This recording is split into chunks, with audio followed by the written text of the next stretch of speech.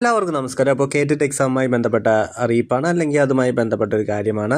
നമ്മൾ ഇന്നലെ കണ്ടിരുന്നു OMR ഷീറ്റിൽ എങ്ങനെയാണ് നിങ്ങൾ പരീക്ഷാ ഹാളിൽ ചെല്ലുമ്പോൾ അത് പൂരിപ്പിക്കേണ്ടത് എന്നതിനെ പറ്റി നമ്മൾ പറഞ്ഞിരുന്നു.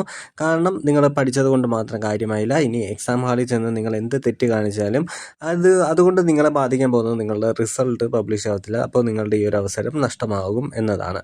അപ്പോൾ ഇന്ന് നമ്മൾ പരിചയപ്പെടാൻ പോകുന്നത് ചോദ്യപേപ്പറുകളാണ്. അപ്പോൾ ഒരു ചോദ്യപേപ്പർ കിട്ടുമ്പോൾ ഇത് കാറ്റഗറി 1-ൻ്റെയാണ്.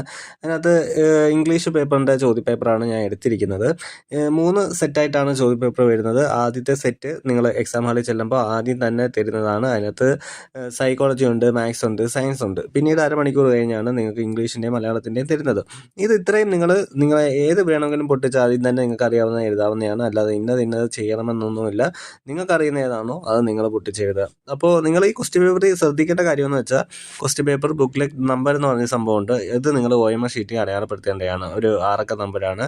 നിങ്ങൾ ചുവന്ന അക്ഷരത്തിൽ എഴുതിയേക്കുന്നതാണ് അത് എഴുതേണ്ടത്. പിന്നെ നിങ്ങളുടെ സെറ്റ് ഏതാണെന്നുള്ളത് നിങ്ങളെ പരീക്ഷ ഹാളിൽ ചെല്ലുമ്പോൾ നിങ്ങളുടെ റോൾ നമ്പറിനൊപ്പം തന്നെ കൊടുത്തിട്ടുണ്ടാകും. അപ്പോൾ ആ ഒരു സെറ്റ് പേപ്പർ ആയിരിക്കണം ക്വസ്റ്റ്യൻ പേപ്പർ ആയിരിക്കണം നിങ്ങൾ മേടിക്കേണ്ടത്. ഓക്കെ, PSC എക്സാം പോലെ തന്നെയാണ്. അതുപോലെ റോൾ നമ്പർ കറക്റ്റായിട്ട് ക്വസ്റ്റ്യൻ പേപ്പറിൽ അടയാളപ്പെടുത്തണം. കാരണം എന്തെങ്കിലും പരിശോധനയ്ക്ക് ആൾ വന്നാലും അത് നിങ്ങൾ രേഖപ്പെടുത്തിയേക്കാം. നിങ്ങളുടെ ക്വസ്റ്റ്യൻ പേപ്പർ ആണെന്നുള്ള ഒരു തെളിവ്, അതാണ് അവർ ഉദ്ദേശിക്കുന്നത്. ഓക്കെ, അപ്പോൾ ഇത്രയൊക്കെ ശ്രദ്ധിക്കാവുള്ളൂ. ഇതെല്ലാം കൃത്യമായിട്ട് കൊടുത്താൽ മാത്രമേ, അല്ലെങ്കിൽ കൃത്യമായിട്ട് കാര്യങ്ങൾ ചെയ്താൽ മാത്രമായിരിക്കും നിങ്ങൾക്ക് ഈ ഒരു എക്സാം വിജയകരമായി പൂർത്തിയാക്കാൻ പറ്റത്തുള്ളൂ. ഓക്കെ.